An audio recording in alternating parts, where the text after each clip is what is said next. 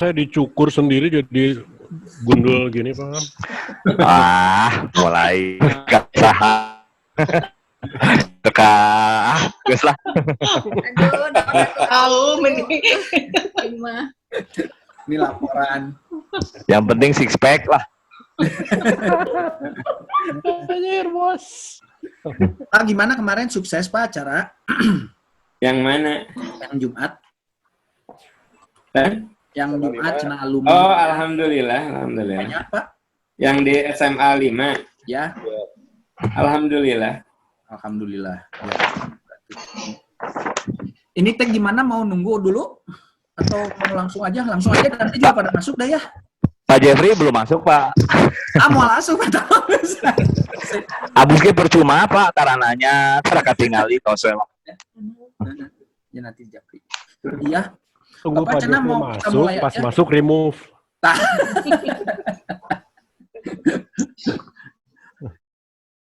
Mulai aja Pak, mangga Pak. Boleh, boleh. Enggak, Pak. Mangga silahkan Pak. Mulai aja. Ya, bismillahirrahmanirrahim. Mangga Pak. Bentar.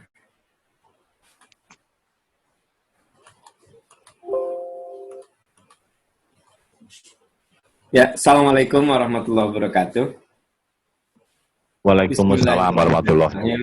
Alhamdulillahirabbil alamin. La ilaha illallah wahdahu la syarikalah, lahul mulku wa lahul hamdu wa huwa ala kulli syai'in qadir. Allahumma shalli ala Muhammad wa ala ali Muhammad kama shallaita ala Ibrahim wa ala ali Ibrahim fil alamin innaka Hamidum Majid.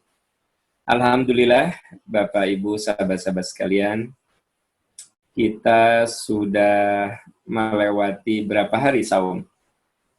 9 ya? Udah 9, ini hari ke-10, Pak Am. 9 ya. Tak terasa rasanya kemarin kita melaksanakan ibadah saum, 1 pekan sudah terlewati, dan semoga sisa ke depan kita bisa isi dengan amalan-amalan yang terbaik yang bisa kita lakukan. Salah satunya adalah mengisi malam kita dengan taklim, ya. Hari ini saya akan membahas tentang manusia antara takdir dan ikhtiar. Seperti yang kemarin, kalau tidak salah ada wacana itu. Izinkan saya akan menampilkan beberapa pokok pemikiran supaya saya tidak ngomongnya ngelantur gitu, tapi alur pikiran bisa terbaca dan sahabat-sahabat nanti teman-teman bisa menambahkan, bisa memberikan pengayaan atau mungkin mengkritisi apa yang akan saya sampaikan ini. Ya, kita akan bahas tentang ini. Manusia antara takdir dan ikhtiar. Ya. Manusia antara takdir dan ikhtiar, kita akan melihat dasar-dasarnya dari Al-Quran dan Sunnah, serta dari pemikiran-pemikiran yang boleh jadi logis untuk menjelaskan masalah ini. Kita mulai dari takdir itu apa? Takdir itu diambil dari qadaro. Qadar itu artinya ukuran, ketentuan, dan kepastian. Jadi yang namanya takdir itu bisa diartikan sebagai ketentuan atau kepastian yang Allah tetapkan pada suatu realitas. Jadi ada bagian dalam hidup kita ini yang bukan pilihan kita. Ayah saya namanya Pak Nurdin. Ibu saya namanya Bu Asia. Itu bukan pilihan saya. Nah, ini artinya ada kepastian yang Allah tetapkan pada diri saya, bahwa saya anaknya Pak Nurdin dan Bu Asia. Begitu juga Bapak Ibu sekalian. Kita tidak bisa memilih apakah kita ini rasnya ya Asia, Eropa, itu bukan pilihan kita. Ini yang disebut dengan takdir. Jadi takdir itu kepastian yang Allah tetapkan pada suatu realitas. Nah, kalau kita lihat realitas ini ada di fenomena alam semesta. Nanti sahabat-sahabat bisa telaah saya ambil beberapa contoh saja. Misalnya bumi bumi mengitari matahari. Di ayat Al-Qur'an ini dikatakan dia berjalan pada porosnya. Dan dia berjalan karena takdir Allah. Artinya bumi mengitari matahari itu sudah ditetapkan kecepatannya sehingga manusia bisa membuat pola. Maka lahir minggu hari. Itu dari takdir yang Allah tetapkan di ini. Bersifat makro. Nanti ayatnya banyak sekali, saya cuma menyebut beberapa saja di sini. Kesimpulannya dari ayat-ayat ini, segala sesuatu yang ada di semestaan ini ada takdirnya, ada ukuran, ada takaran, ada ordenya, ada takarannya, ada ukurannya.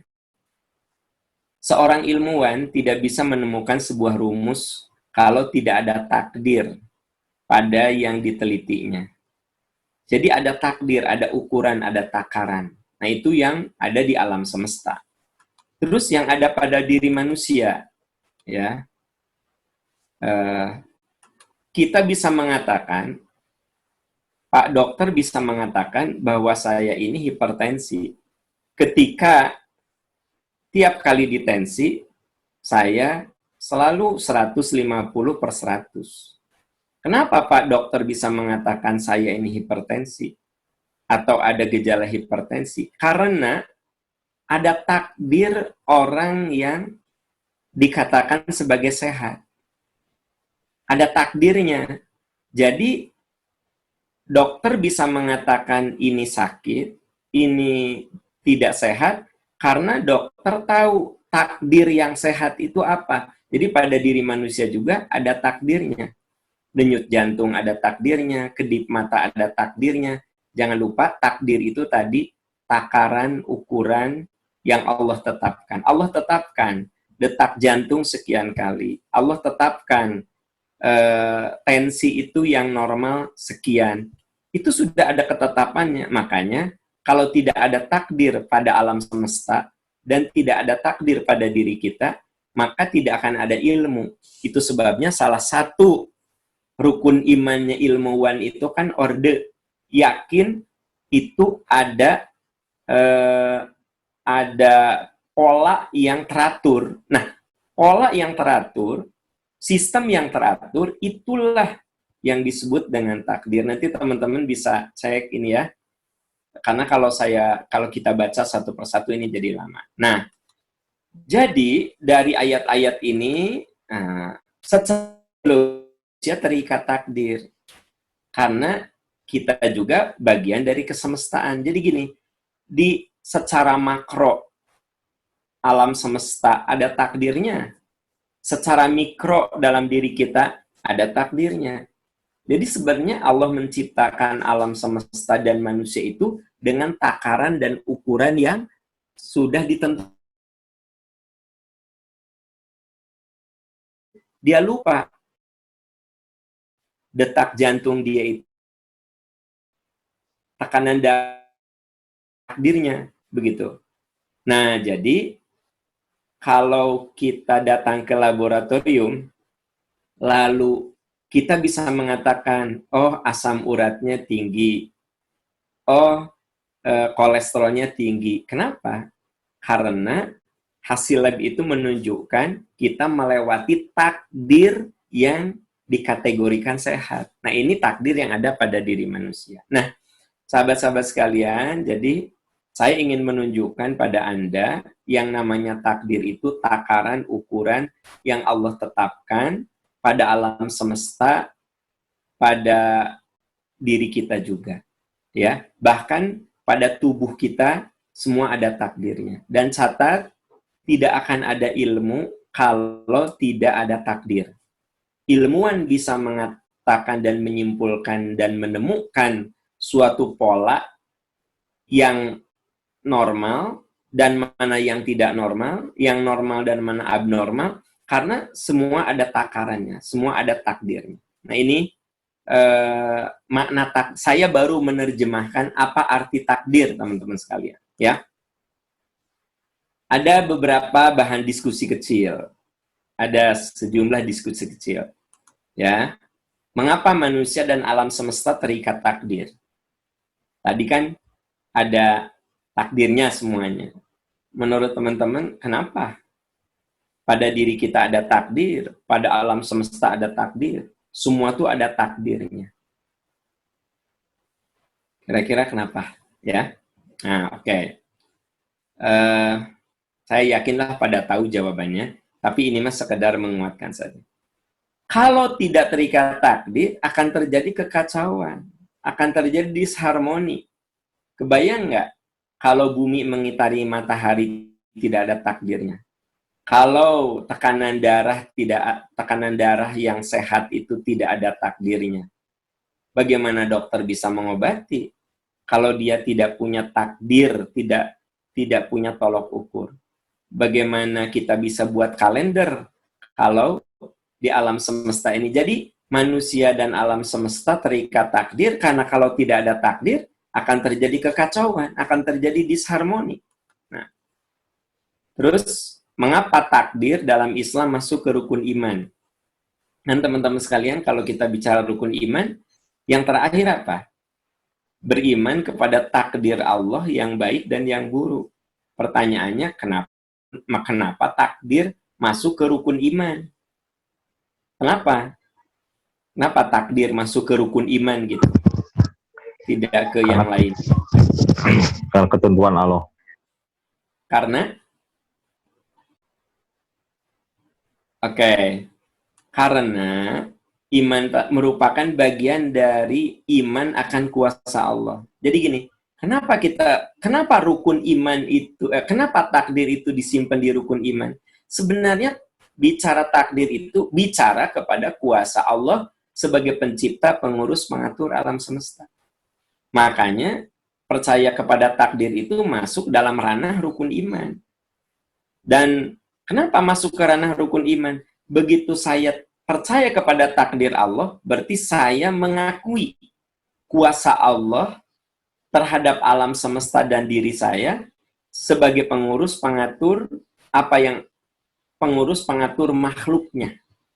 Jadi sebenarnya, kalau kita mengatakan Alhamdulillahirabbil alamin, segala puji milik Allah, pengurus, pengatur, pencipta semesta alam, itu implisit kita tuh percaya kepada takdir yang Allah tetapkan. Secara implisit, secara tersirat, kalau kita mengatakan Allah yang maha mengatur alam, Allah yang maha menciptakan, itu tuh secara tersirat kita mengimani apa yang Allah tetapkan pada diri kita dan pada alam semesta ini. Mengapa manusia diminta iman? Diskusi kecil ya teman-teman untuk mempertajam nanti pembahasan sih sebenarnya. Mengapa manusia dimintai pertanggungjawab atas perbuatannya? Sementara makhluk yang lain tidak. Maksud makhluk yang lain di sini benda-benda dan lain sebagainya, binatang. Alam semesta, walaupun dahsyat nama matahari, dia tidak dimintai pertanggungjawab karena tidak diberi kehendak bebas. Dia benar-benar cuma diciptakan dan diberi pola, sudah.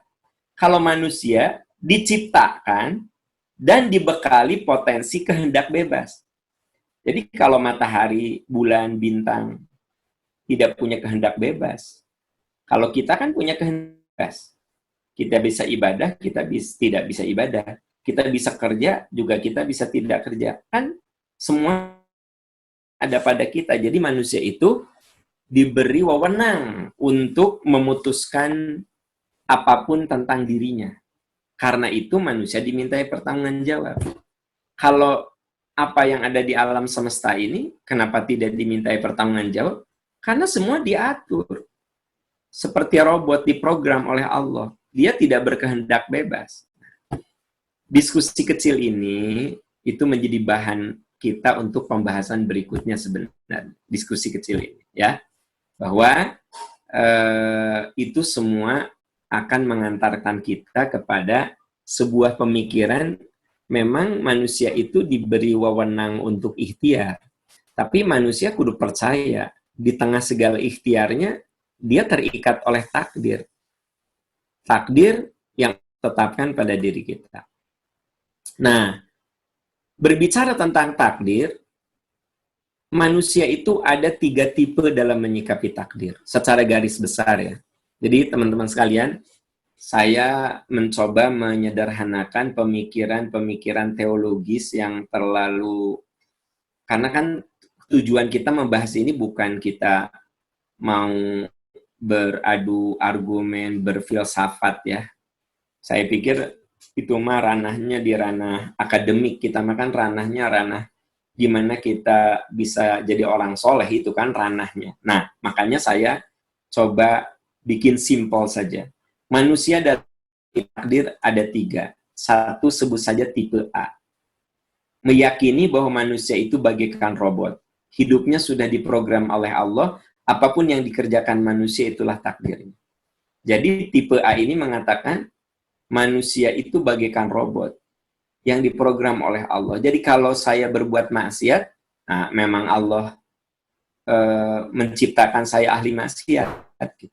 Kalau saya jadi ahli ibadah, memang Allah memprogram saya jadi ahli ibadah. Makanya orang yang tipe A ini, dia berkeyakinan apapun yang dilakukannya, itu yang menjadi takdir bagi dia. Nah, tipe B itu beranggapan bahwa manusia itu memiliki kebebasan sepenuhnya untuk menentukan jalan hidup. Tidak ada campur tangan siapapun kecuali ikhtiar manusia. Jadi kalau yang satu mah, yang A ini, yang diperbuatnya sudah diprogram oleh Allah. Sebenarnya kata tipe A, kita malah kudu usaha, dan semuanya juga sudah diprogramkan. Walaupun kamu berjuang abis-abisan untuk masuk surga, kalau sama Allah sudah ditetapkan masuk neraka, mah neraka. Jadi capek-capek naon sih? Gitu kata tipe A. Kata tipe B, semua itu karena ikhtiar kita. Semua, dan tipe B ini kadang-kadang sampai pada titik ekstrim, dia mah tidak percaya pada takdir Allah. Semua percaya hanya kepada ikhtiar manusia. Jadi kalau gini, kalau orang itu bodoh, ya karena kurang ikhtiar. Kalau orang itu miskin, ya karena kurang ikhtiar. Kalau orang itu berpenyakit, ya karena tidak ikhtiar, gitu loh. Pokoknya, apapun yang dirasakan, dialami oleh kita, itu gambaran dari ikhtiarnya. Nggak ada itu yang namanya kuasa Tuhan. Pokoknya ikhtiar kita. Nah, jadi antara ekstrim A dan ekstrim B.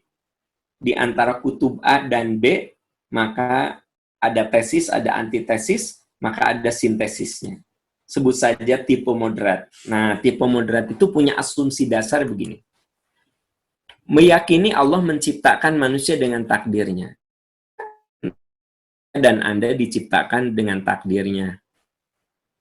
Hidung kita begini, kulit kita begini, mata kita begini. Kan bukan pilihan kita, bukan pilihan orang tua kita. Tadi di awal saya katakan bahwa Anda anaknya siapa, saya anaknya siapa, juga itu bukan pilihan kita. Jadi kita yakin bahwa Allah menciptakan manusia dengan takdirnya. Terus meyakini, nah ini saya lagi cerita tipe moderat. Jadi tipe yang mencoba mensintesakan antara tesis dan antitesis yang ada di antara dua kutub ekstrim tadi, ya.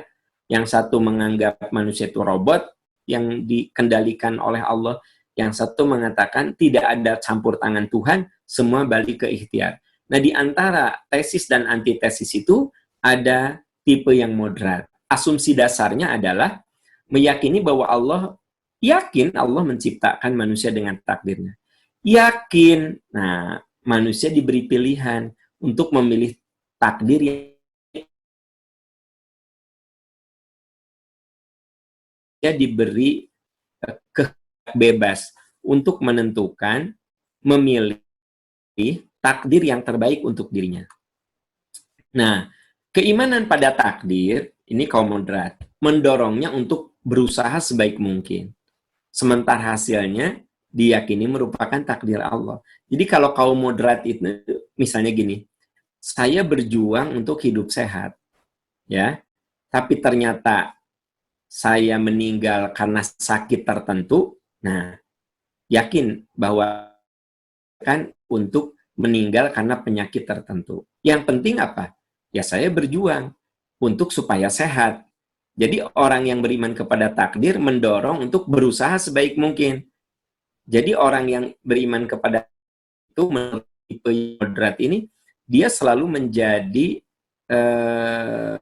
selalu berusaha menjadi orang-orang yang bersungguh-sungguh gitu menjalani kehidupan.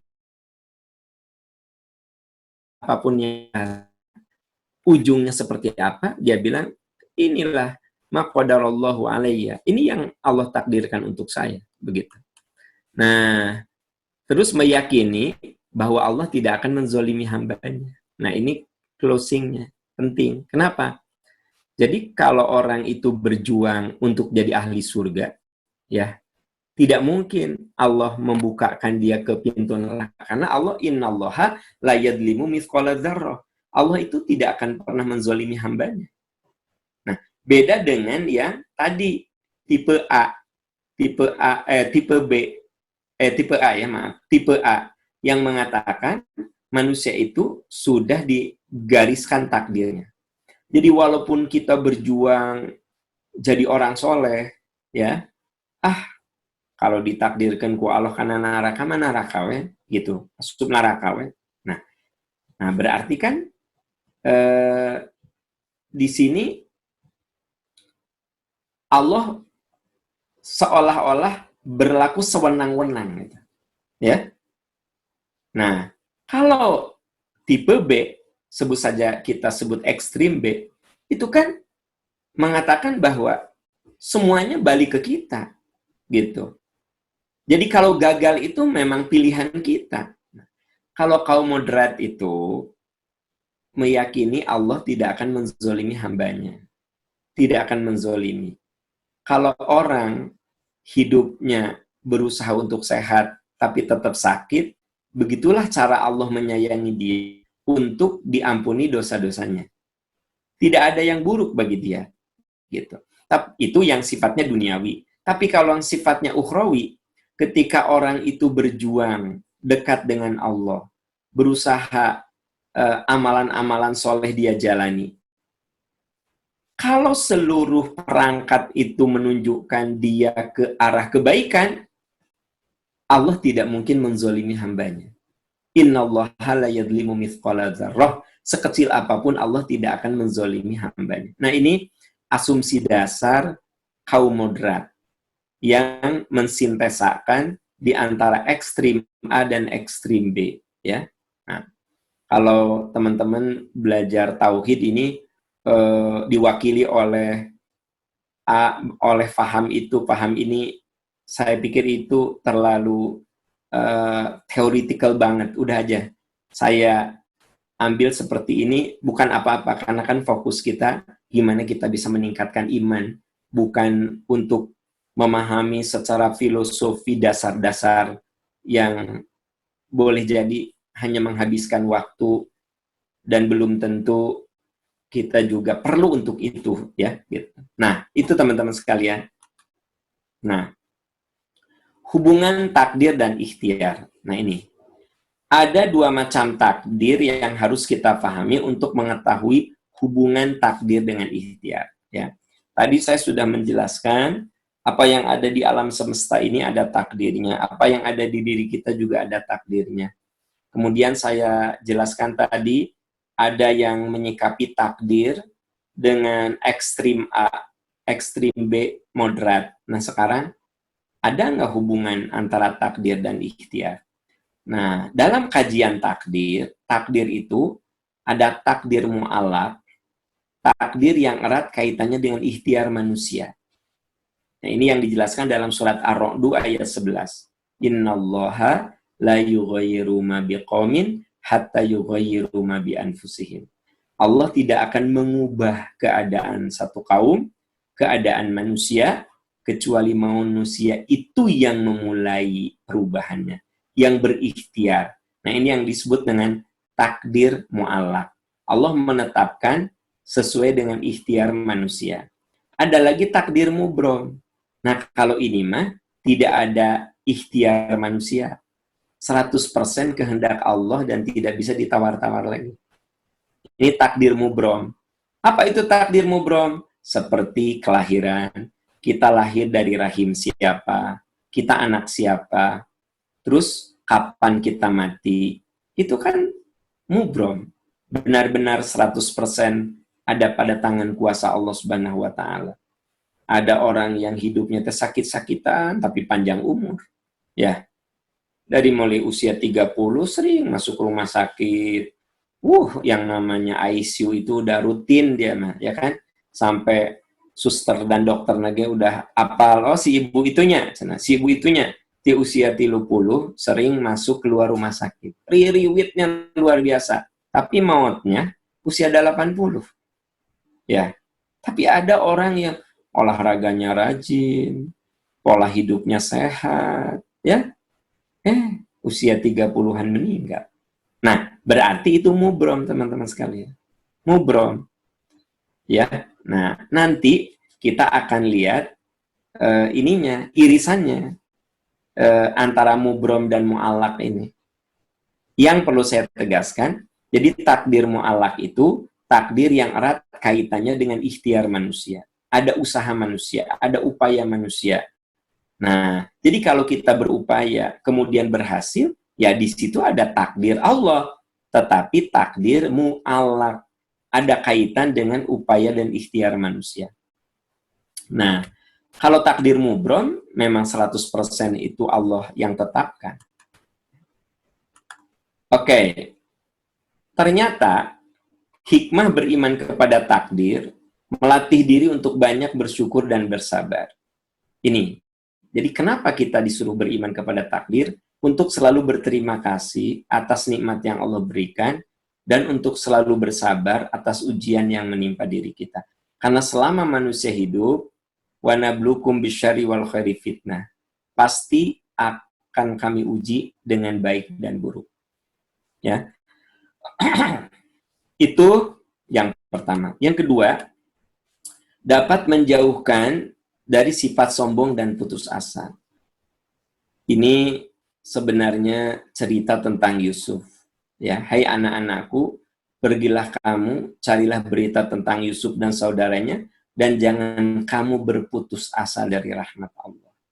Jadi, ini cerita tentang Nabi Yakub ketika anaknya dinyatakan hilang. Ya, dinyatakan hilang. Apa kata Yakub? Carilah. Kamu nggak usah putus asa. Yang penting kamu berusaha. Sebab kalau Allah menakdirkan aku ketemu Yusuf, umurku nyampe untuk bertemu Yusuf.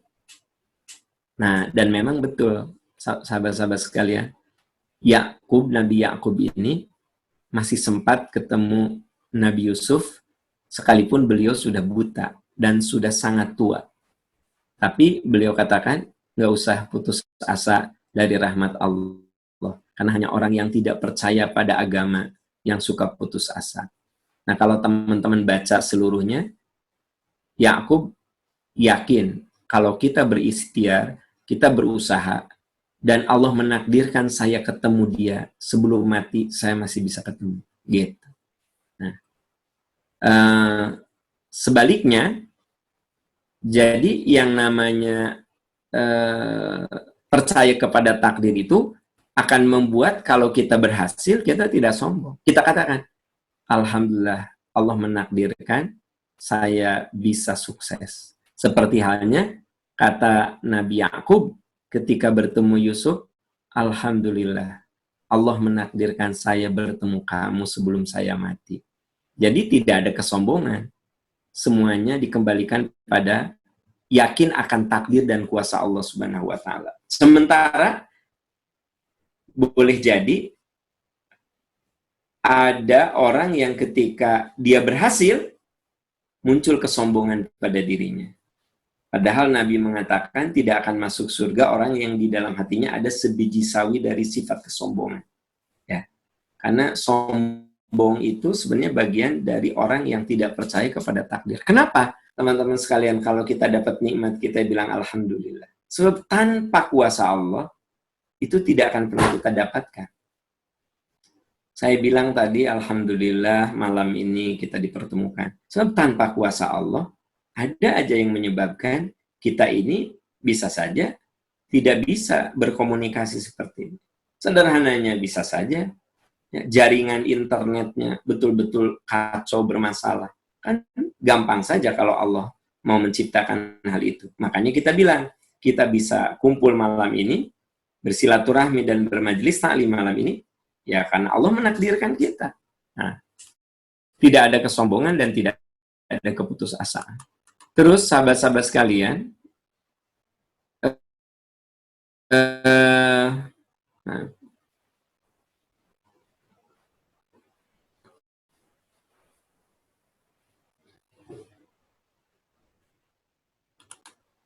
percaya kepada takdir itu memberikan ketenangan. Jadi lebih tenang, lebih bisa menerima gitu. Lebih bisa menerima apa yang Allah berikan pada kita. Ada orang yang sekian lama berumah tangga tidak diberi anak. Ada yang gelisah, stres, sampai harus minum obat penenang gitu, ya.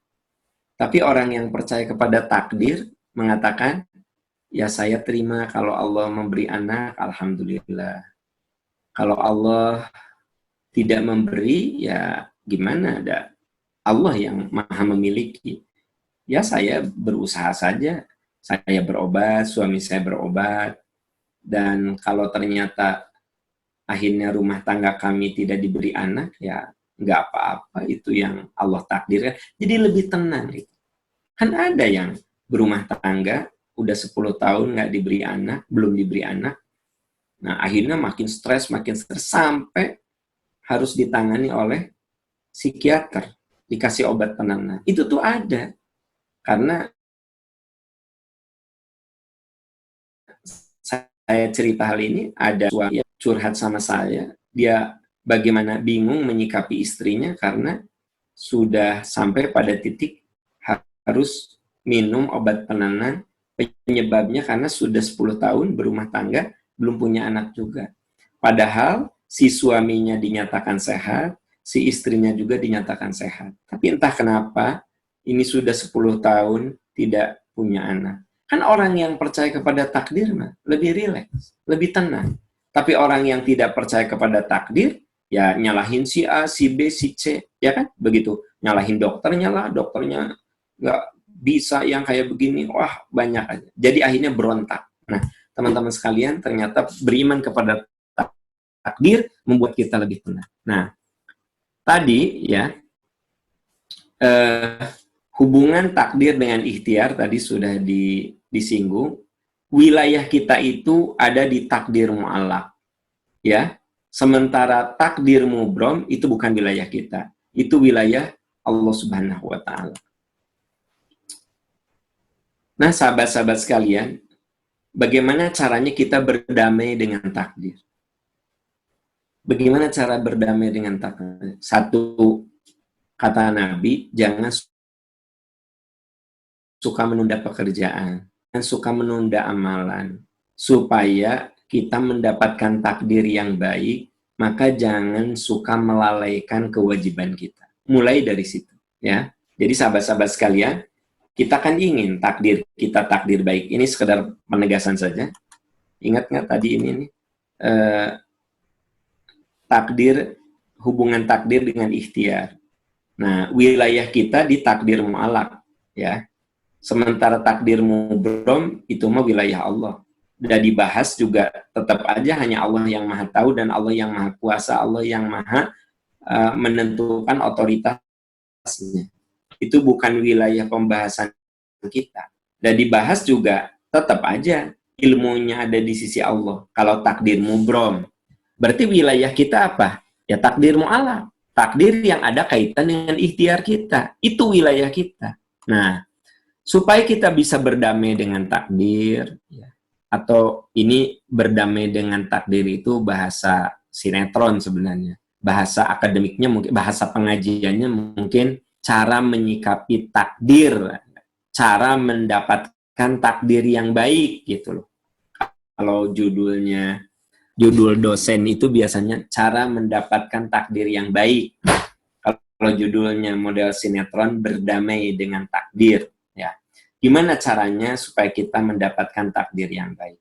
Jangan menunda pekerjaan, jangan menunda amalan, jangan menunda kewajiban. Jadilah orang yang seolah-olah kamu itu orang asing atau orang yang lewat. Ibnu Umar berkata, jika kamu berada di waktu sore, jangan kamu tunggu sampai waktu pagi. Jika kamu berada di waktu pagi, jangan kamu tunggu di waktu sore. Jadi kalau ada kewajiban kita di waktu pagi, selama kita ada waktu, kerjakan. Kalau kita punya pekerjaan di waktu sore, ya, kerjakan. Nggak usah ditunggu sampai malam. Ya, kerjakan saja. Jadikan sehatmu untuk berbuat sebelum datang sakitmu, dan jadikan umurmu untuk beramal sebelum datang mautmu. Jadi artinya, kita berusaha mencari dan menciptakan takdir yang baik berdasarkan pada wilayah wewenang yang kita punya, yaitu kita diberi akal, diberi indera. Qul huwallazi ansha'akum di surat Al-Mulk. Katakanlah Allah yang menciptakanmu, memberikan pendengaran, penglihatan, agar kamu berterima kasih, agar kamu menggunakannya secara proporsional. Nah, bagaimana berdamai dengan takdir? Jangan menunda pekerjaan, jangan menunda kewajiban, jangan menunda yang harus kita amalkan, lakukan saja. Nah, yang kedua, kalau kita ingin berdamai dengan takdir, husnuzon. Husnuzon, apapun yang menimpa diri kita. Sungguh menakjubkan sikap seorang mukmin. Segala keadaannya dianggap baik, dan ini tidak akan terjadi kecuali pada seorang mukmin. Bila mendapatkan kesenangan, ia syukur, dan itu lebih baik bagi dirinya. Bila ditimpa penderitaan, ia sabar, itu baik baginya. Jadi teman-teman sekalian, kalau kita ditimpa sesuatu yang tidak menyenangkan, berhusnuzon. Kita ditimpa sakit, ya Allah, semoga sakit ini jadi pelebur bagi dosa saya. Ya. Kenapa? Yang penting kan tadi yang awal, kita selalu berusaha untuk menyegerakan kewajiban kita. Kita harus selalu berusaha melakukan yang terbaik yang kita bisa. Nah, kalau ternyata sudah melakukan yang terbaik, ternyata tidak seperti yang kita harapkan, ya berhusnuzon kepada Allah. Itulah cara Allah menyayangi kita. Nah, kemudian sering memberi tanpa berharap balasan. Nah, teman-teman sekalian, ini mungkin agak susah dijelaskannya. Apa hubungan takdir dengan memberi? Jadi ternyata kalau kita banyak memberi tanpa berharap balasan, ini akan membuat peluang takdir kita lebih baik.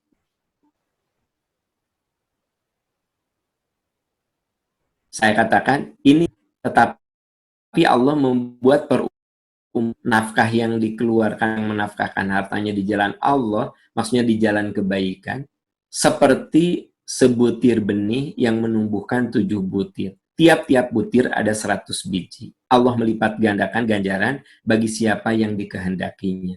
Nah, ini isyarat sebenarnya. Ini kalau dibahas dalam kajian tafsir, bahwa terdapat hubungan antara takdir baik dengan jiwa memberi tanpa berharap balasan. Jadi jangan sampai begini, sedekah niatnya supaya penyakit sembuh, jangan begitu. Ya sedekah aja. Sedekah supaya usahanya maju, jangan dihubung-hubungkan. Sedekah mah sedekah aja udah. Nah, jadi yang harus dikoreksi paling sekarang ini ada anjuran sedekah supaya itu, sedekah. Jadi sedekah supaya usaha maju, sedekah enggak, udah aja bersedekah. Karena Allah menjamin bahwa sering memberi tanpa harus berharap balasan dari orang, nanti Allah yang akan memberikan takdir baik. Nah, ini yang, kalau ini memang susah dijelaskan. Susah, karena ini otoritas Allah. dengan memberikan perumpamaan yang ada di surat Al-Baqarah 261. Nafkah yang dikeluarkan oleh orang yang menafkahkan harta di jalan Allah, maksudnya dalam jalan kebaikan, teman-teman sekalian. Jadi kita mengeluarkan harta untuk sebuah kebaikan. Itu di jalan Allah.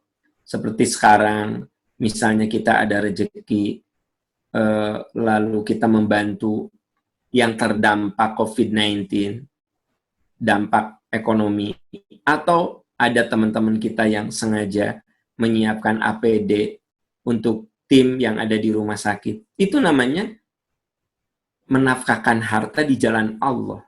Kenapa? Karena pasti Allah ridho dengan amalan-amalan seperti itu.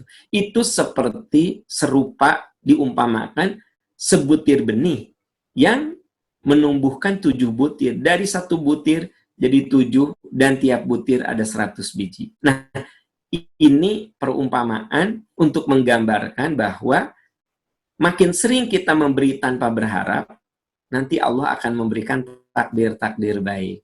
Takdir baik yang hanya Allah yang menentukan. Bisa saja anak-anak kita saroleh, anak-anak kita sehat, kan gitu. Anak-anak kita punya pasangan hidup yang membuat mereka bahagia. Itu takdir mereka jadi bagus, boleh jadi karena perbuatan orang tuanya gitu loh. Maksud saya, jadilah orang yang selalu memberi tanpa harus berharap balasan. Bisa takdir baiknya ke kita, bisa takdir baiknya ke anak cucu kita, gitu, ya. Terus cara bersahabat dengan takdir adalah mensyukuri segala nikmatnya. Barang siapa yang tidak mensyukuri pemberian yang sedikit, maka ia tidak akan mensyukuri pemberian yang banyak. Biasakan sekecil apapun kita mengatakan alhamdulillah. Alhamdulillah, alhamdulillah. Makanya kita harus jadi orang yang dikit-dikit alhamdulillah ya Allah. Alhamdulillah ya Allah. Ini hal yang bisa kita lakukan supaya kita mendapatkan takdir yang baik. Terus kita harus berjuang. Jadi ini, manusia itu diberi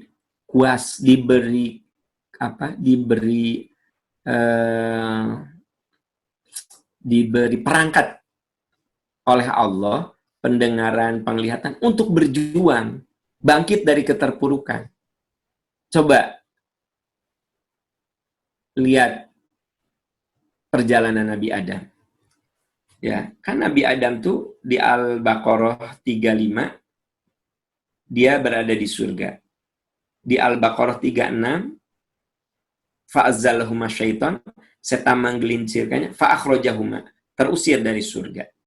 Tapi Nabi Adam tidak kemudian jadi putus asa. Dia berjuang dari mulai taubat, memperbaiki diri. Nah, jadi ternyata kalaupun satu saat takdir kita nggak bagus, tugas kita adalah berjuang untuk menyelesaikan keterpurukan. Nah, berdoalah, karena tak ada yang dapat mengubah takdir selain doa. Ini hadis sahih, teman-teman. Tirmidzi dan Hakim. Tidak ada sesuatu yang dapat menolak takdir kecuali doa. Jadi tidak ada yang bisa mengubah takdir kecuali doa. Dan tidak ada yang dapat menambah umur kecuali amal kebaikan. Jadi, yang namanya doa itu, dia merupakan energi, kekuatan yang bisa saja menolak takdir. Pertanyaannya, takdir apa? Ya takdir buruk. Seperti apa? Kan kita nggak tahu takdir kita. Takdir kita yang tahu hanyalah Allah. Dan Allah yang berkuasa menetapkan takdir mubrom yang tadi saya ceritakan di atas itu. Nah, itu wilayah Allah.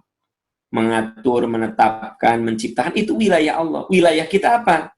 Ikhtiar. Dan salah satu ikhtiarnya adalah doa. Kata Nabi, tidak ada yang dapat menolak takdir kecuali doa. Tidak ada yang dapat menambah umur kecuali amal kebaikan. Sahabat-sahabat sekalian, ini hanya bahan diskusi saja. Jadi saya memang menyengaja menghindari hal-hal yang terlalu pertentangan-pertentangan filosofis yang malah membuat kita menjadi hilang arah. Jadi takdir itu jadi wacana diskusi. Padahal takdir itu kan kaitannya dengan rukun iman. Justru dia harus menjadikan energi pada kita untuk gimana caranya bersahabat dengan takdir. Seperti yang tadi saya sebutkan. Teman-teman sekalian, Pak Rifka, itu saja dulu yang saya bahas. Terima kasih. Assalamualaikum warahmatullahi wabarakatuh. Waalaikumsalam. Waalaikumsalam warahmatullahi wabarakatuh. Boleh ada yang bertanya mungkin ya Pak ya? Ya, silakan. Baik. Mangga dibuka pertanyaan barangkali. Saya lihat. Teman-teman. Mangga. Sahai tadi. Aam. Pak siapa? Ya, Pak Irwan, Pak. Pak Irwan. Ya. Pak Irwan. 10 ya. Ada namanya nggak? Nggak ada. Oh Ya. Galaksi 10. Ya. Assalamualaikum. Tadi saya tertarik dengan topik yang terakhir dibahas oleh Pak Ustadz, ya, ini berbuat kebaikan tanpa berharap balasan atau berharap kembali, ya, berharap sesuatu back gitu. Bersedekah atau berbuat baik atau berdoa tanpa berharap balik. Nah, tapi saya notice banyak orang-orang yang berbuat baik ataupun bersedekah ataupun berdoa dengan harapan tertentu. Kalaupun harapannya bukan, misalnya bersedekah, saya pengen dapat rezeki lebih banyak. Tapi banyak juga yang bersedekah atau berdoa tapi berharapnya ini pahala. Nah, apakah itu oke gitu, berharap pahala, atau apakah lebih baik ya saya memang ikhlas aja gitu. Saya berbuat baik, saya bersedekah, saya memang mau menolong orang. Saya berdoa memang saya dalam rangka perserahan diri saya kepada Tuhan gitu, kepada Allah gitu.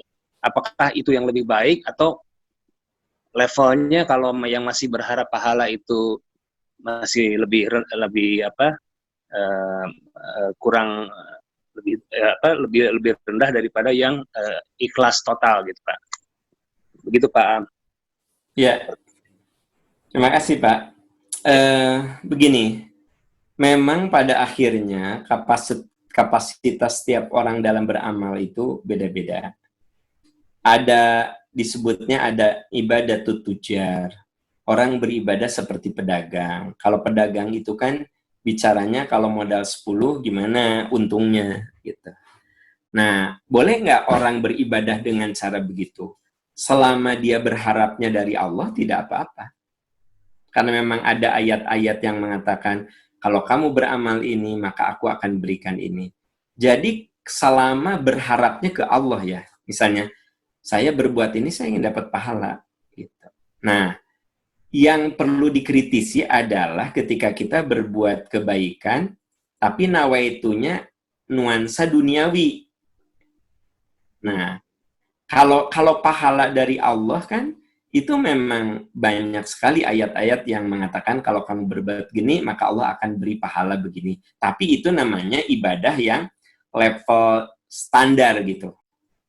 Level standar, karena dia masih menunggu atau berharap pahala Allah. Tidak salah, tapi standar. Nah, yang perlu dikritisi adalah kayak begini. Saya sedekah, ya, biar ini toko saya maju. Nah, itu yang jadi terlalu duniawi. Maka, kalau kamu berharap dunia, Allah kasih dunia. Gitu. Jadi sebatas pahalanya sah-sah juga ya, Pak Ustadz, karena hanya maksud saya itu levelnya. Jadi gini, ada level duniawi, ada level minta balasan dari Allah saja, ada minta balasan dari Allah. Kalau tadi level duniawi sah-sah saja. Saya sedekah, saya berharap usaha saya maju, ya sah-sah saja. Gitu. Nah, Artinya bicara sah-sah tidaknya, sah saja, tapi itu level, jadi gini, Levelnya, itu pragmatis banget duniawi gitu. Nah, ada juga dia minta balasan, tapi dari pahala Allah. Itu kan lebih tinggi daripada yang duniawi. Nah, yang ibadatul ubad, itu yang Bapak tadi sebut terakhir. Ya saya berbuat ke siapapun itu pengabdian saya kepada Allah. Saya tidak berharap ya apa-apa memang itu saya sebagai insan, sebagai manusia harus berterima kasih segala dengan nikmat yang Allah berikan. Jadi apa yang saya berikan sama orang nggak ada apa-apanya dibanding dengan nikmat Allah. Sampai-sampai kasarnya seolah-olah saya tuh malu gitu mau minta balasan tuh. Allah udah kasih segitu banyaknya, rasanya malu juga ya saya masih minta balasan. Pokoknya mah ini mah saya mah terima kasih sama Allah. Tapi yang pasti kan nggak mungkin Allah menyia-nyiakan amal saya gitu. Nah, itu levelnya udah level kata Imam Ghazali mah ibadatul ubad, itu yang tertinggi. Jadi sebenarnya semuanya boleh, hanya tinggal kapasitas individunya yang beda-beda. Terima kasih. Ya, sama-sama Pak. Baik, Mangga. Bilih ada yang penasaran, masih mau bertanya, Mangga. Di-unmute aja, terus ngacung. Pak Ustadz, nanya lagi ya. Pak siapa? Salam. Pak Anang, Pak. Pak Anang ya. Waalaikumsalam warahmatullahi wabarakatuh. Paham, saya ini sama istri kan awal puasa ini baru menyelesaikan tuh filmnya siapa? Nabi Yusuf ya.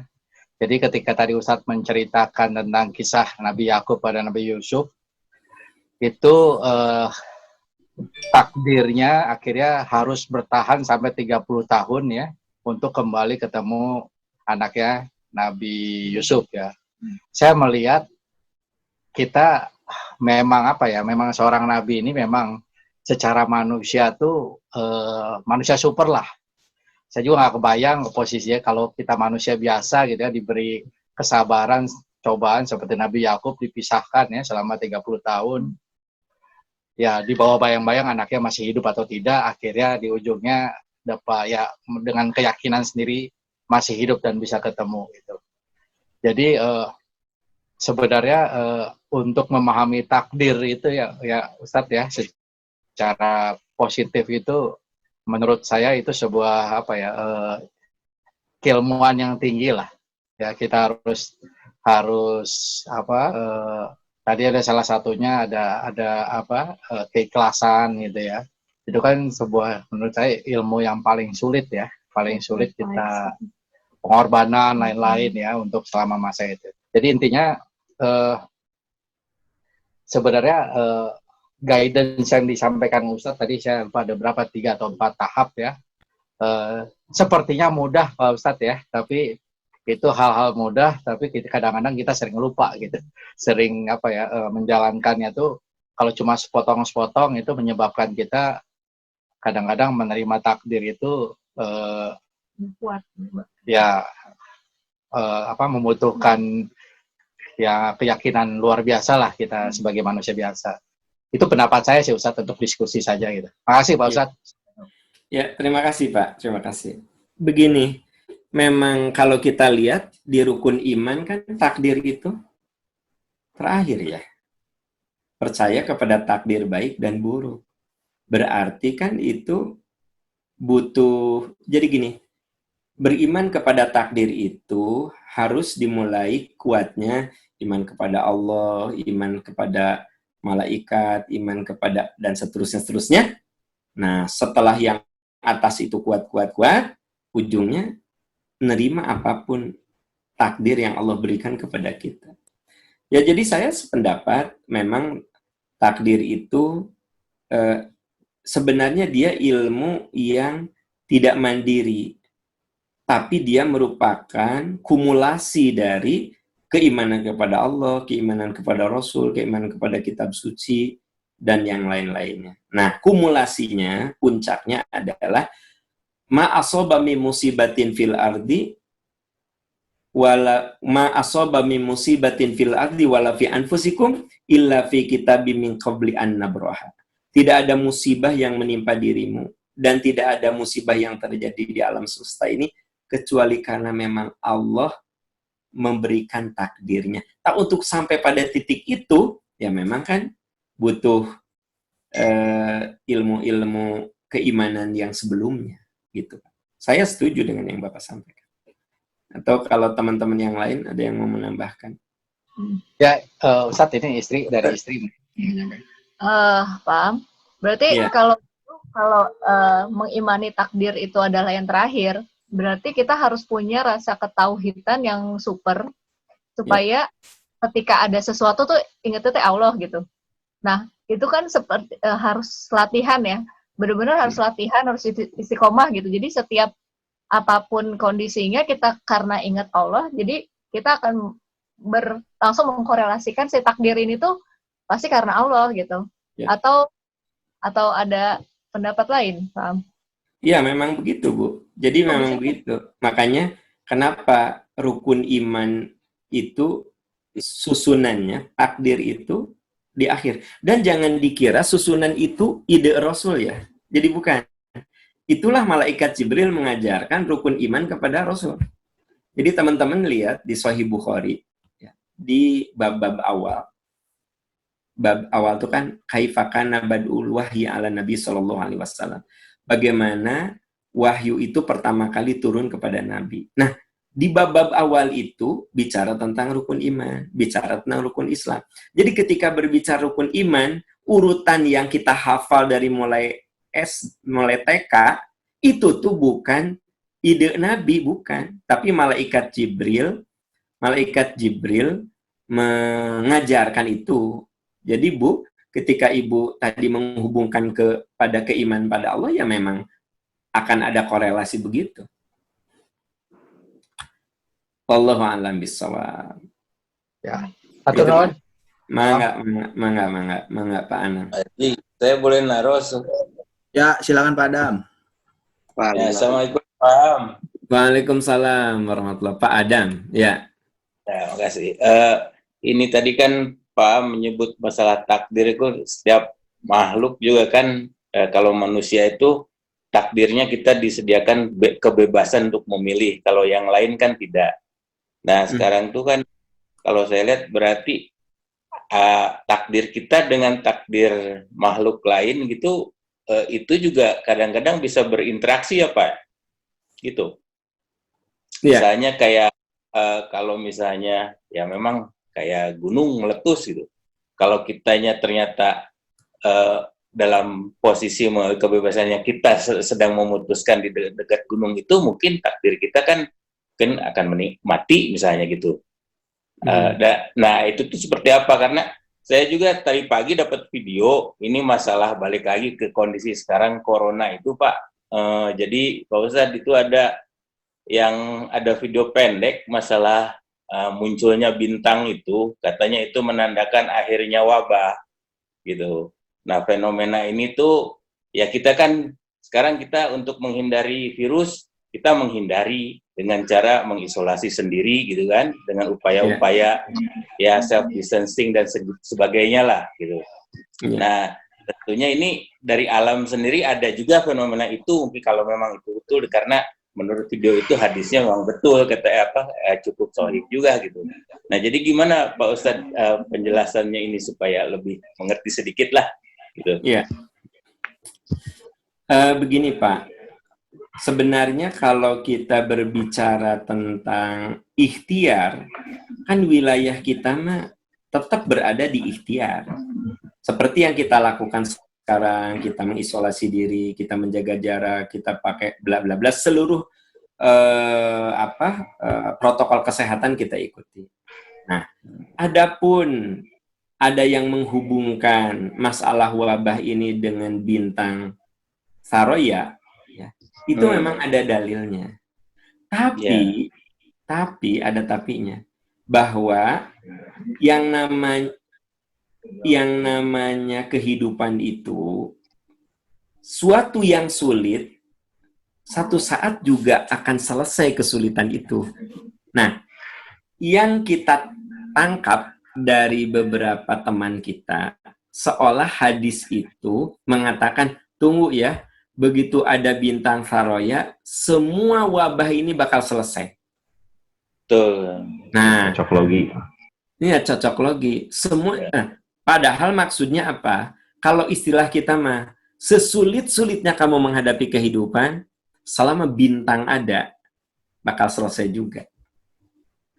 Nah gitu. Bukankah matahari itu bagian daripada bintang? Dan bukankah bintang itu selalu ada? Jadi artinya gini, sekarang kita sebut saja menghadapi musibah wabah ini.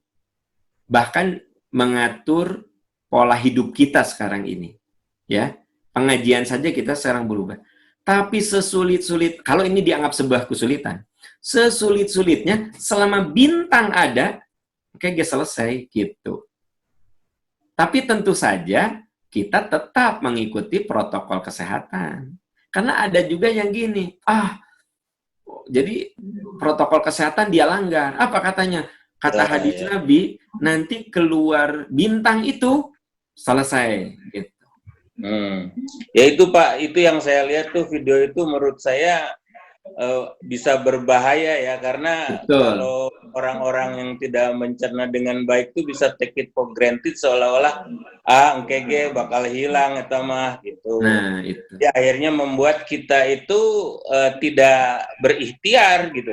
Betul. Itu video itu sangat berbahaya. Cuman kalau melihat dari rujukannya memang itu ada hadis sahihnya juga, makanya saya nanya ke Pak Am gitu ya. Gitu.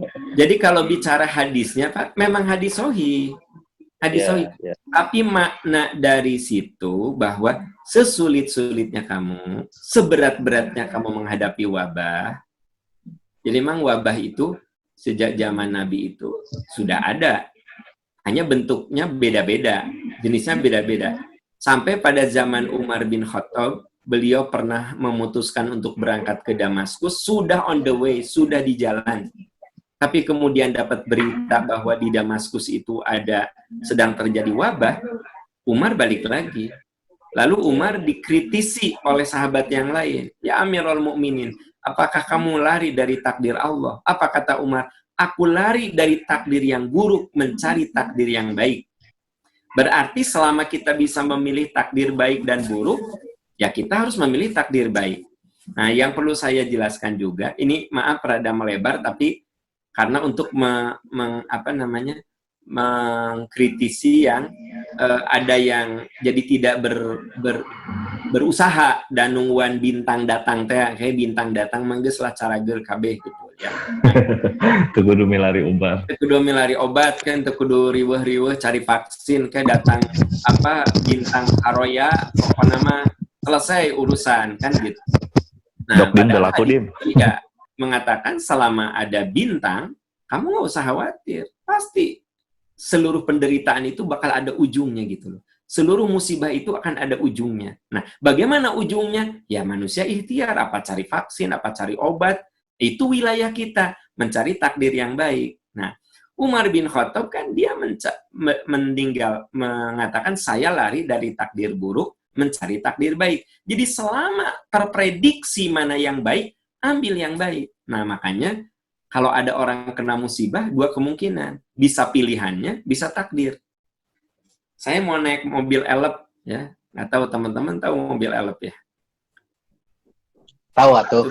Tahu. Apal. Ya, di Cicaheum.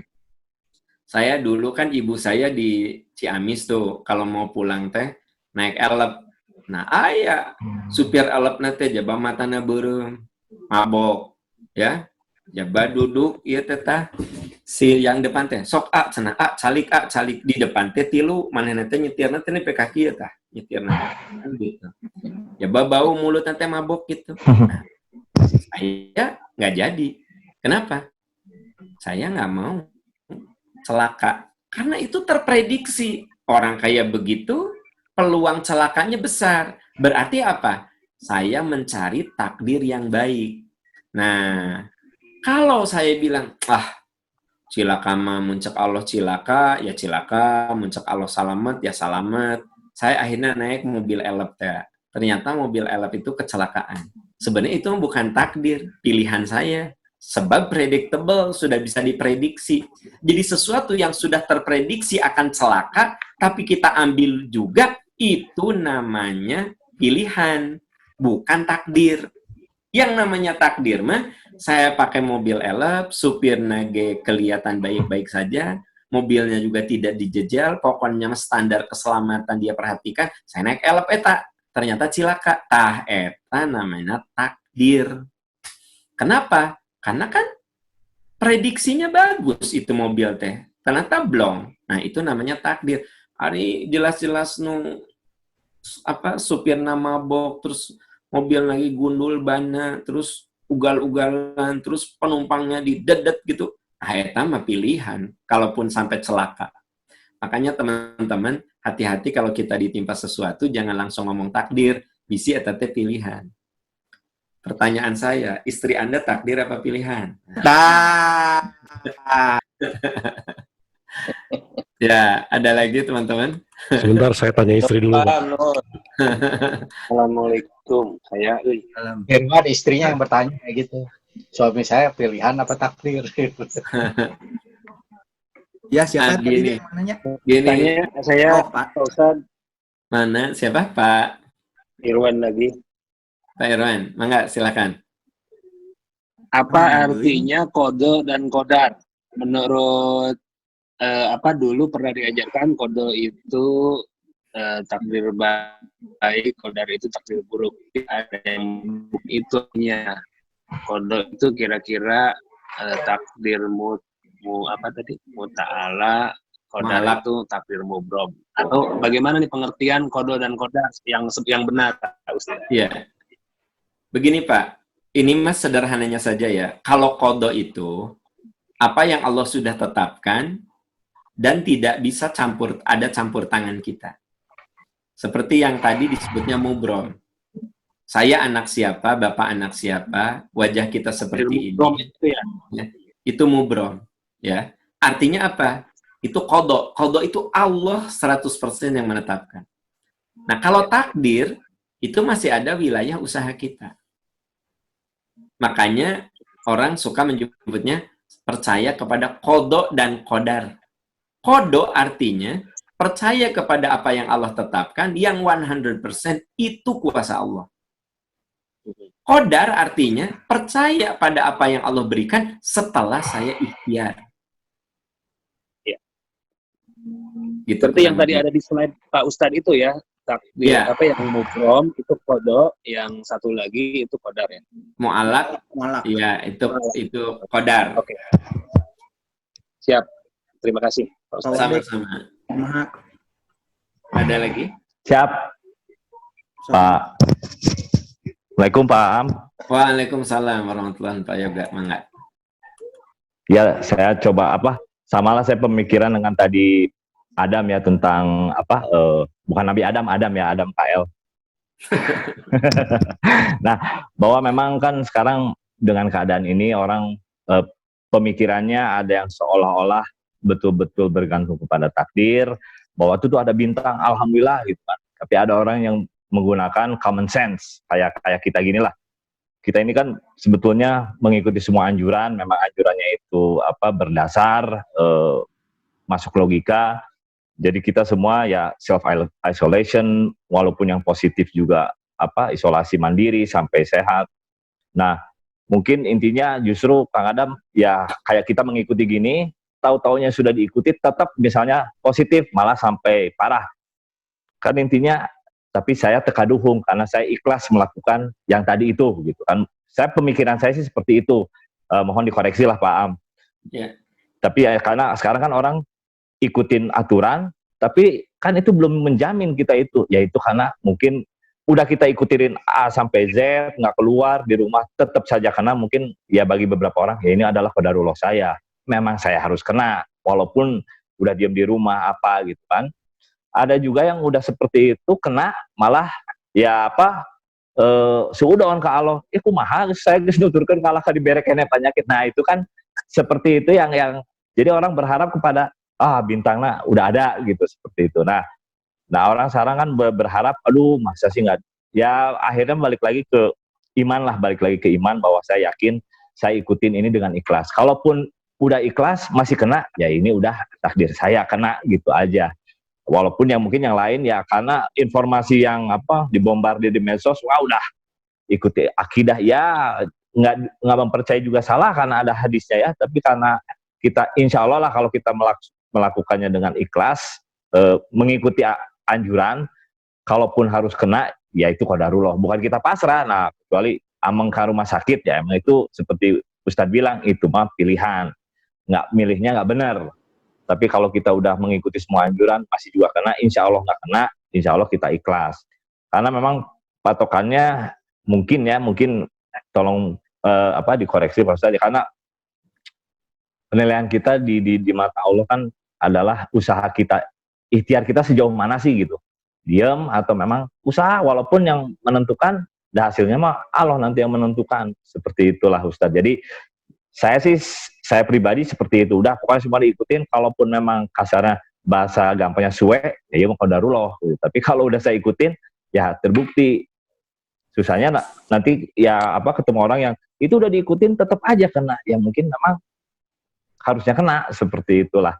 Itu aja mungkin Pak Am. Kalau barusan apa yang saya sampaikan ada yang salah, mohon dikoreksi, karena memang kayak tadi sedekah atau saya selalu berpikirnya rukun Islam itu ada 5 ya. Apa jaminannya misalnya ada orang yang memang ikhtiarnya habis-habisan tapi rukun Islam kelimanya nggak tercapai, keburu meninggal. Kita kan nggak bisa bilang wah dia mau ke surga dacan naik haji. Bisa saja loh yang naik haji pun belum tentu juga masuk surga, karena saya yakin orang itu akan dinilai ikhtiarnya hatinya memang udah tunduk, submission ke Allah, ya udah dia tunduk aja. Seperti tadi Punten Panang, istrinya Panang bilang yang penting kita mah percaya aja sama Allah, tauhidnya tinggi, udahlah seperti apa gitu. Jadi jelas gitu, ada tempat-tempat kita memilih, oh ini yang benar, bukan benar ya, ini yang seharusnya dilakukan lah, ikhtiarnya tuh ke sini. Masalah hasil ya nanti Allah yang menentukan. Itu aja mungkin Pak Am dan teman-teman. Nuhun. Ya, atur nuhun Pak Yoga. Saya paham. Ya. Pak, silakan. Oh, Assalamualaikum. Bentar ya, Ustaz. Bentar, Ustaz. Paham. Punten mau naros. Ini yang pertama kan tadi kan poinnya itu adalah jangan menunda amal baik. Ya. Yang ketiga sering memberi tanpa berharap balasan. Ini kan amal baik juga ya Pak. Maksudnya ada alasan nggak kenapa di split gitu? Kenapa specifically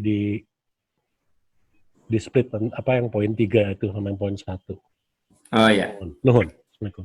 Sami-sami Pak. Oke, yang pertama tadi Pak Yoga, saya sangat sependapat dengan yang Pak Yoga sampaikan, karena memang pada akhirnya semua orang akan melakukan aksi sesuai dengan apa yang ada di kepalanya, sesuai dengan frame of thinking dia. Hanya sekarang ini karena ada akses informasi begitu mudah, dari mulai lurus, bengkok, aneh, teu asup akal, ya sadayan gitu kan. Nah masalahnya kita tinggal memilih mana yang masuk di logika kita. Ya memang kadang-kadang gini, pakai ayat dan hadis gitu, tetapi kadang menggunakan ayat dan hadisnya itu yang cocok logi itu dicari-cari. Ya digunakan untuk yang lain-lain gitu ya Ustadz ya. Nah, ya sebetulnya bukan pada ranahnya lah. Nah, hadis tersebut.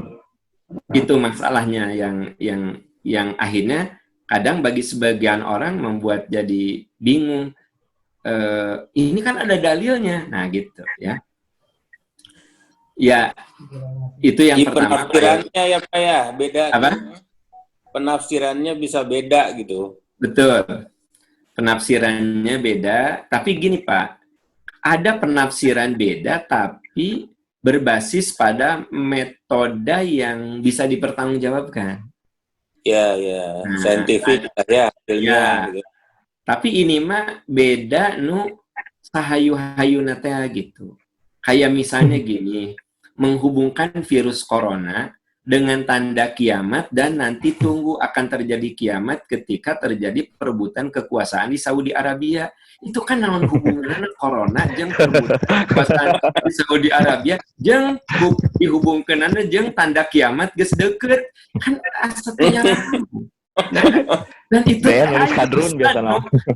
saya jam setengah membahas korelasi antara corona dengan Raja Salman, nanti akan ada perebutan kekuasaan, ya kan gitu. Kemudian hancurnya Yaman dihubungkan dengan Dajjal, ya, terus dihubungkan balik deh karena corona, ujung-ujungnya bintang Suraya. Kan asal lalir gitu, ternyata rambung. Nah gitu loh, kan gitu. Tapi walau bagaimanapun salilirna pemikiran sok aya follower, itu masalahnya. Bahkan kadang-kadang ya sesuatu yang tidak scientific, yang tidak berbasis kepada ilmu, kadang followernya lebih banyak. Kan Betul, gitu. ingin cari jalan pintasan. Jadi rame kan gitu, rame dia makan gitu. Itu wawasannya luas sekali. Bagaimana Yaman dihubungkan dengan apa corona dihubungkan, nah terus dihubungkan dengan Bill Gates deh. Bill Gates ya kan, bahwa ternyata yang membuat corona itu Bill Gates kan gitu, karena 5 tahun lalu dia sudah ngomong-ngomong tentang masalah itu, ya. Pokoknya lalier we pokoknya mah. Nah. Oke. Terus masuk ke teori konspirasi kan gitu. Kabayang teu tina takdir asup kana konspirasi, masuk ke Ya'juj dan Ma'juj, ke Dajjal, ke Imam Mahdi, geus regang. Terutama turunan Firaun. Jadi yang tadi jawaban Pak Au bagaimana Pak? Yang poin ke-1 sama ke-3. Oh, gini Pak, gini. Saya teh baru mau masuk situ. Nah, begini, tadi karena saya ngomentari dulu Pak Yoga. Nah, saya bedakan karena begini, kita itu disuruh menyegerakan amal. Itu umum, amal apapun. Ya, idza asbahta fala tantadril masa. Kalau kamu punya kesempatan berbuat baik di waktu sore, di waktu pagi, kamu tidak perlu tangguhkan di waktu sore. Berarti kan itu tidak selamanya kaitannya dengan sedekah, gitu. Kalau saya mau minta maaf sama istri, ya minta maaf ya, ayeuna mah maafin aku ya, gitu. Teu kudu kewalah lebaran, teu kudu segera gitu. Nah, kan teu kudu nungguan kewalah lebaran, minta hampura ke istri teh kewalah lebaran. Ternyata orang teh asa aya dosanya ka istri teh kewalah lebaran ame teu katingali teuing. Kan teu kudu. Ya udah, mah aku minta maaf ya. Gitu, segera kan. Nah, kalau yang sedekah mah lebih fokus, makanya ayatnya juga saya khususkan pada ayat tentang sedekah. Artinya, kalau sedekah itu lebih ke semacam ibadah sosial. Makanya teman-teman sekalian perlu garis bawahi ya, yang namanya sedekah itu tidak selamanya materi ya. Nah, kata Nabi, tabassumu kali akhika sodaqah.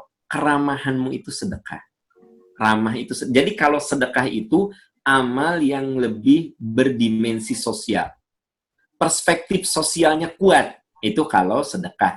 Tapi kalau nomor 1 amal tidak harus perspektif sosial. Ya. Termasuk yang pertama lebih boleh jadi ke dimensi-dimensi vertikal. Kalau datang waktu sholat, ya jangan ditangguhkan seperti waktu sholat. Gitu loh. Nah, itu kenapa saya bedakan begitu, Pak. Tapi kalau Bapak pengennya disatukan, ya satukan. Misalnya, saya yang disatukan, suka satukan dengan naon. Hanya saya bedakan itu karena jangan, Pak. stressing berbeda. Sionun. Nanti kita lihat aja gimana takdirnya. Bersatu tidak. Assalamualaikum. Waalaikumsalam warahmatullahi wabarakatuh. Bu Sasas mau nanya kenapa? Assalamualaikum. Waalaikumsalam warahmatullahi wabarakatuh. Mangga Bu Sasas. Pak Am, kembali kepada penjelasan Pak Am merujuk tentang takdir mubrom dan takdir muallak ya Pak Am. Ya. Jadi kan kalau takdir mubrom itu salah satunya adalah ada 3 hal, yaitu pertama kita dilahirkan, nggak bisa diganggu gugat oleh orang tua siapa, gender kita apa. Kemudian kemudian ada yang mengatakan bahwa jodoh itu adalah bagian dari takdir mubrom. Dan kemudian yang ketiga adalah usia. Nah, apa bedanya kalau misalnya jodoh itu masuk ke dalam takdir mubrom dan usia, Pak? Sedangkan di ranah yang ikhtiar, yaitu takdir mualak, itu kan jodoh itu kita bisa memilih, bahwa tadi pertanyaannya Bapak, bahwa jodoh itu takdirnya Bapak Ibu atau bukan gitu. Kembali itu kepada pilihan. Kenapa makanya ada perceraian dan sebagainya. Dan juga untuk usia, Pak. Kalau Bapak meyakini takdir ini sebagai takdir apa gitu. Karena begini, kalau kita lihat kepada usia, Nanya Ustadz berat. banyak orang yang mengatakan bahwa usia itu kan sudah takdirnya memang harus wafat misalnya. Tapi kalau dia tidak menjaga amanahnya, misalnya tidak menjaga amanah badan yang dititipkan oleh Tuhan, terus apalagi misalnya di wabah COVID ini dia tidak ikhtiar yang terbaik gitu ya Pak ya, itu dan dia harus wafat, itu bagian daripada takdir apa? Mungkin itu aja Pak.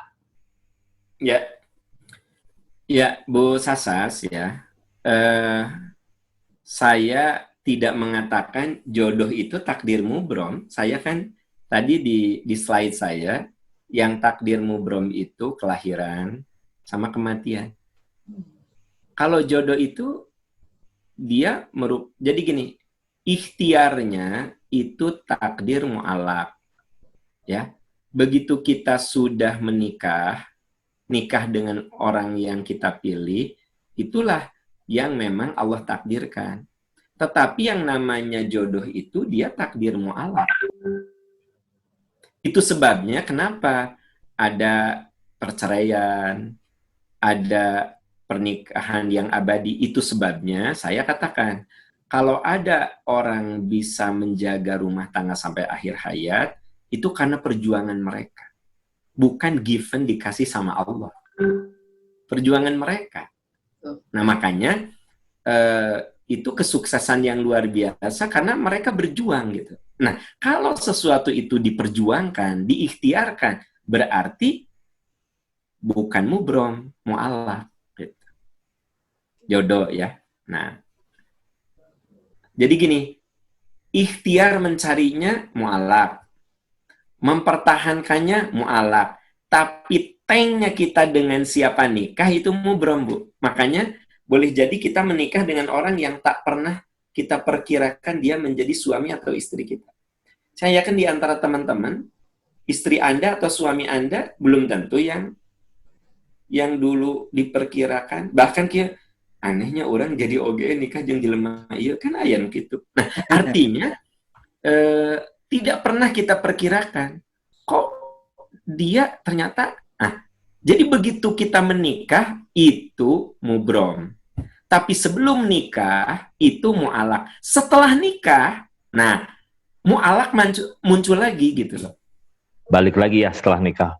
Nah, jadi setelah nikah balik lagi ke mu'alaq. Artinya pernikahan itu bisa seperti apa tergantung mereka yang berumah tangga menciptakan.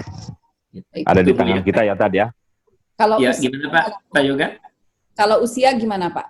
Nah, usia terus bombardir. Kalau usia gini, berapa umur yang kita akan jalani, Allah sudah tetapkan rezeki usia. Tapi dengan sebab apa kita mati itu pilihan kita.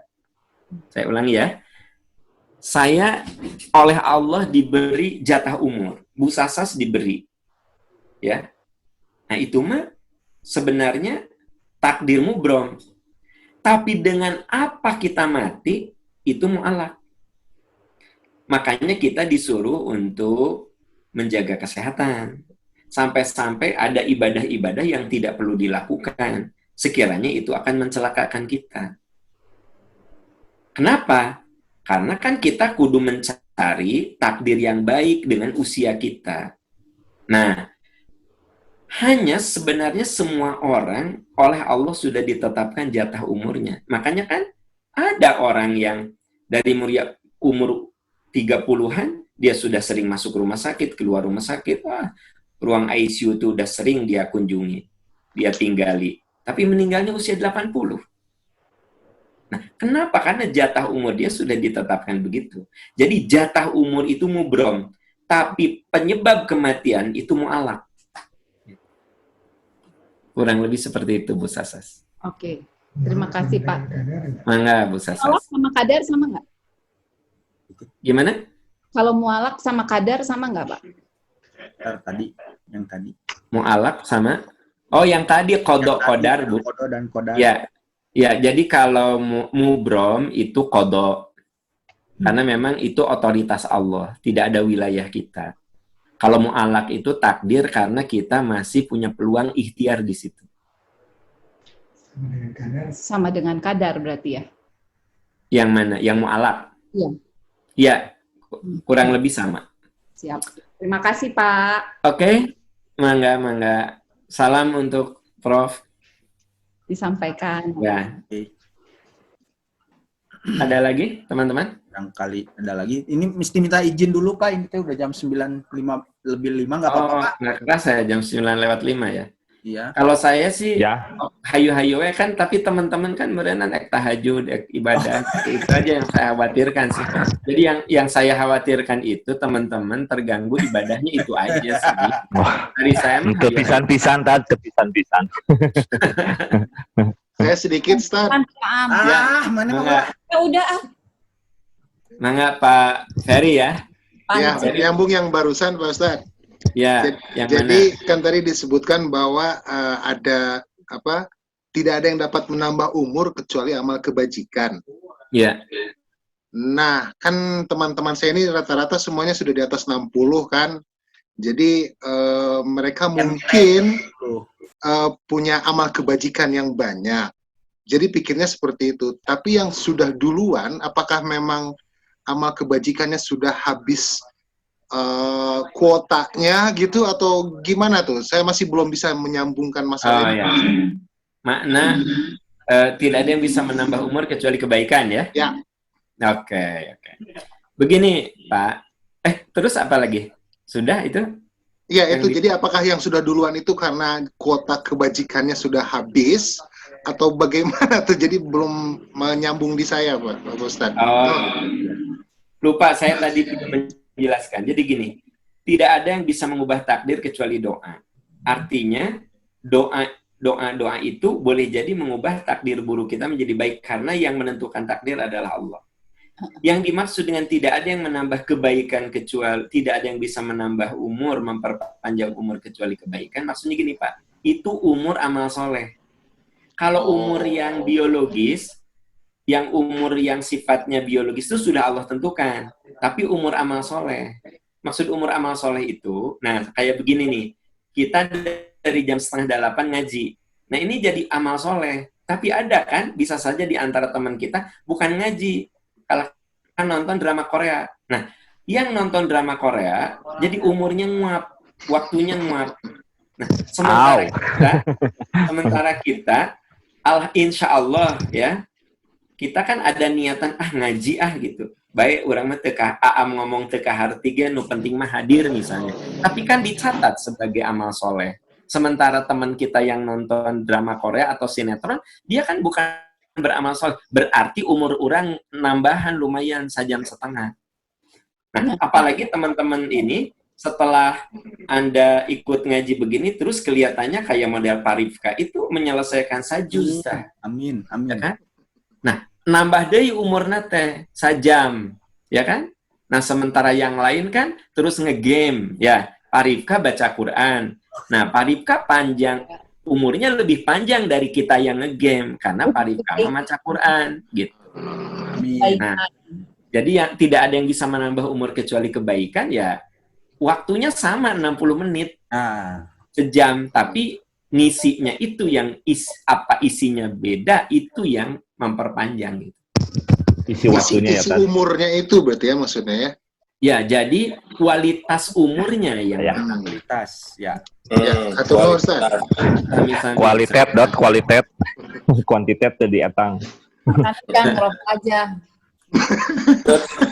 Mau aja kalinya. Kualitas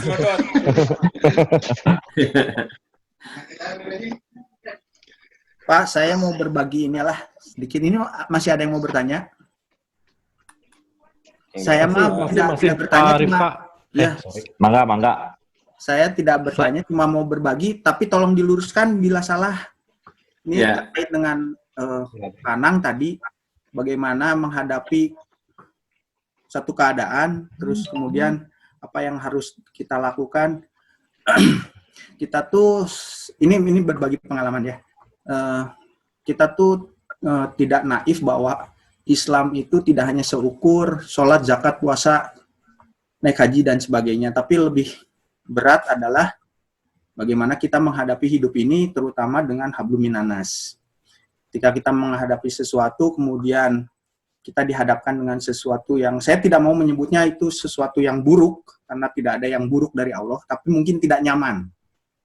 Tidak nyaman, ada juga yang nyaman. Nah, ini sesuatu yang kita hadapi adalah sesuatu yang tidak nyaman. Misalkan contoh kita lagi mengendarai kendaraan di jalan, kemudian ada kendaraan lain menyerempet atau menabrak lah.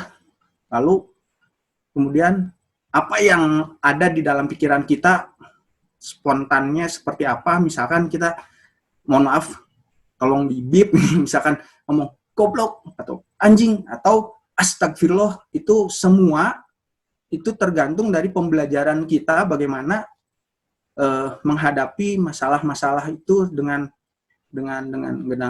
apa? Keimanan, kekuatan tauhid. Jadi saya melihatnya semakin seseorang itu kuat keimanan ketauhidannya, begitu dia dibenturkan oleh sesuatu yang tidak nyaman, maka responnya terhadap kontaknya terhadap Allah bahwa ini adalah sesuatu yang tidak nyaman dan ini datangnya dari Allah, itu akan lebih cepat, otomatis. Jadi misalkan dibenturkan dengan sesuatu yang tidak nyaman, dia akan lebih cepat meresponnya, tidak pukul lutut sila baru sehari atau 2 hari, oh iya ya, benar juga, ini ternyata memang takdir Allah. Tapi orang yang tauhidnya kuat, imanannya kuat, responnya cepat. Nah, itu akan terlihat ketika kita harus dibenturkan dengan masalah-masalah sehingga kita menjadi expert, jadi kuat gitu. Nah, ini saya coba kasih tip mungkin ya Pak ya, ini bisa jadi masukan juga untuk teman-teman yang lain. Coba pegang salah satu Asmaul Husna dari Allah. Misalkan saya selalu berkeyakinan bahwa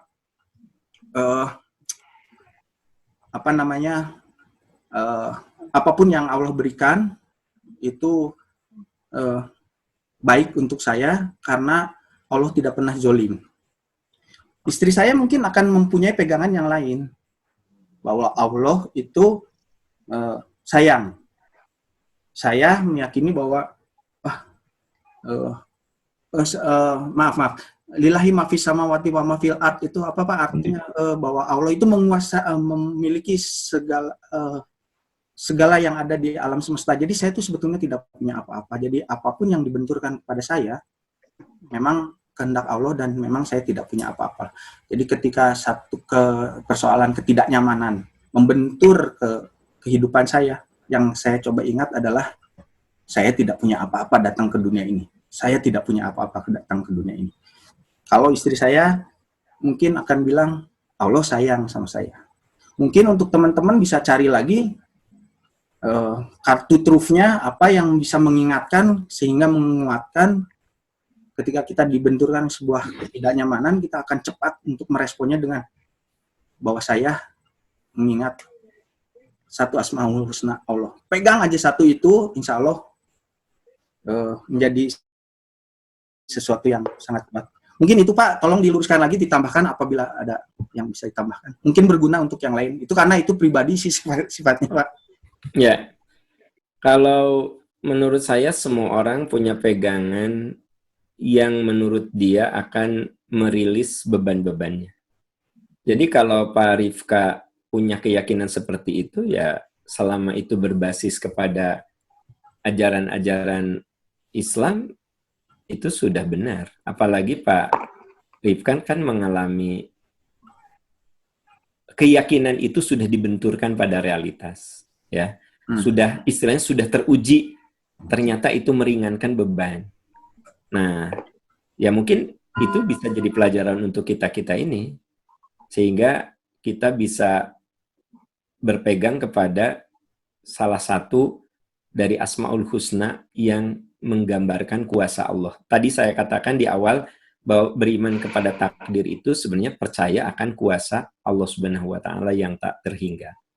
Itu Pak Rifka kalau komentar Ya, saya. terima kasih Pak. Ya, Teman-teman, sahabat-sahabat sekalian, kayaknya udah terlalu malam. ini khawatir teman-teman mau pada tadarus, Pak Rifka kayaknya Ya, Pak. Aduh ya. Ya, tinggalin Pak Yoga udah nggak sabar mau tadarus ya kan gitu. Ya, kelihatan. Alhamdulillah. Amin. Badai. Kelihatannya Bu Feby, Bu Sasas kayaknya mau khotaman, Bu Eli ya gitu. Dengar-dengar kan udah 12 juz nih Pak Rifka. 14 Pak. Oh 14. Emang ketinggali Bu Sasas, Pak? Aduh, saya emang nggak lihat. Alhamdulillah nggak ngeliat. Ya, Ya. sebelum itu ditutup sama doa Pak. Kita Ya. tolong bantu doanya. Teman-teman sekalian, mari kita akhiri dengan doa. Subhanaka Allahumma wa bihamdika asyhadu an la ilaha illa anta astaghfiruka wa atubu ilaik. Rabbana zalamna anfusana wa tarhamna al-khin. Rabbana hab lana min azwajina wa dhurriyyatina qurrata a'yun waj'alna lil muttaqina imama. Rabbana atina fid dunya hasanah wa fil akhirati hasanah wa qina adzabannar. Amin ya arhamar rahimin. Amin ya rabbal alamin. Walhamdulillah. Amin. Amin. Wassalamualaikum warahmatullahi Waalaikumsalam. Waalaikumsalam sekalian. Warahmatullahi wabarakatuh. Nuhun Pak. Saya pamit. Atur nuhun Pak. Ya. Pamit Assalamualaikum Pak. semua ya. Ya, terima kasih Pak. Nano Assalamualaikum. Terima kasih teman-teman. Jangan Cicing lupa, heula. Bubar. Dot. Cing. Buat cewek-cewek. Cing heula kabeh sia. Kumaha ki? Dot. Busas, halo. Ayo Bu Sas euy. Itu teman cewek disapa dong. Ada eta bisa di-share. Bu Eli. Bu Eli. Marvin. Damang. Semua ya. Sami-sami Bu. Sami-sami Bu. Udah, mau nanya Bu Sasas lah. Wawuh Bu Sasas mah. Naon atuh teh? Man. Hai Bu Sasi Arvin. Halo. Suraya tadi tenaon lah. Udah ada di share di Bu Meti. Hai. Assalamualaikum. Eta naon bintang-bintang Suraya teh saat muncul. Arvin mana Arvin? Tinggalin mana pada kayak gitu lah cicing. Arvin Sasi Arvin. Siapa mah jahona bintang Pisces unggul jeung Virgo. Boleh. Maaf. Lagi tidur. Nah, jadinya event-event seperti ini itu sangat Ustadz. Min. appreciated lah. Ini amal ibadahnya Rifka Mole patut kita acungi jempol sebagai Amin. sesuatu yang Amin, Hengki, amin, Bapak. Mana? bagi Jangan gitu. kumpulan budak RT, PRGS dan awawena. Nah iya teh hikmahna di tinu Covid Pak Irwan mun taya Covid mah babarengan kieu eta deui si Jeffrey Day geus lieur aing. Tidak apa-apa. Jadi orang mah yakin meskipun awal Covid si Molete boga niat untuk menyadarkan jalma-jalma baung juga sih. Kemana? Amin. Beres setengah gelas lah. Di dia teh. Jadi ge Salema. Kegiatan yang Maneh, positif Muin. sangat appreciated. Soleh sih Molete lah. Oh lah, soleh mah. Ulah nempotin penampilan. Buat Lamun Dot bisa di-sharing kita. Mole. Yang kayak kan sanges end meeting kayak di render, kurang disimpan di Google Drive. Lain. Mana bere Anu bisi dek aya nu nitip bisa di-share teh. Tarik nanya, Dot. nitip naon? Nitip teh aja paham. Nanya, Dot. Eta lah enak lah. Eta si Pak Kayak Ameh. di Japri lah kurang. Rek udunan. Boleh tanya? Iyalah. Biasalah kamole lah biasa leh. Nyata ya tanah. Yang ininya. Didinya. Arifka boleh Oh, tanya? dibuat. Ya, kumaha? Buat. Boleh tanya? Ya. Nah, si Aung ngambek ya? Ah, biasa sih ya teman. Si Awa emang ngambek beneran sih. Udah jadi ngambek kan ini. Baik, coba dijawab. Batal puasana. Eta mana eta teh? Goblok ieu naon si Jeffrey, dan naon Jeffrey? Boleh. Goblok, gelo ya. Mana si Ujang? Gelo si Jeffrey. Eta tinggal ya Arvin Deandra Gunadi. Kumaha. Nah, eta bangetna si eta motoan. Urang goblok. Eta motoan. Tadi di fotoan. Geblek. Ieu geus 2 tahun yang paham kieu kene si Ujeng ngilu deui lah.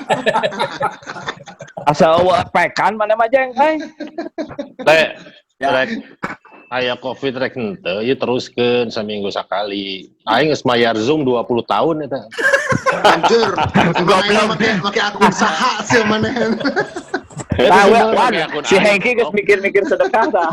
Aing geus bayar mah nya TFP. Akun aing mana? Kita sih dia tidak ikhlas, jir mana amal baik nanti level rendah. Justru Si Ujeng blok deui kelas. Maka kudu terus. Remove Ieu teh kudu terus seminggu sakali. Rek aya Covid rek henteu. Nyangkena di kan dirutinkeun ya. Insyaallah dirutinkeun lah. Ti heula nya drama Korea. Oke. Naon si Odi eta ka mana cicing maneh? Ka mana-mana. Gedeng ya yang abus ya. Kuai dijengkeun tah. Geus aya ya. Dijengkeun masker. Edan. Duluan ya. TMZ dan temannya. Makasih Bu Met. Ya, nuhun semua ya. Naon? Tuh dijual lagi kaos eta teh Don. Boleh. Ya. Mana? Naon? Udunana di mana ye? Eta Kayak diumumkeun Ki. Diumumkeun lah. Kasih mole. Kakak mole we mau rekening Rifka we. Iya, biasa. Dim, mana rek di talangan sabaraha anjing terus. Amin. Lawe 20 tahun, Min. Mana? Berikut sponsornya 20 tahun oke. Eta orang nge-zoom teh 20 tahun berarti amal orang sabarata. Jadi ngabondon kamari setiap ustaz. Goblok. Itu. Geus diasurasikan can Ki, asik zoom 20 tahun ya.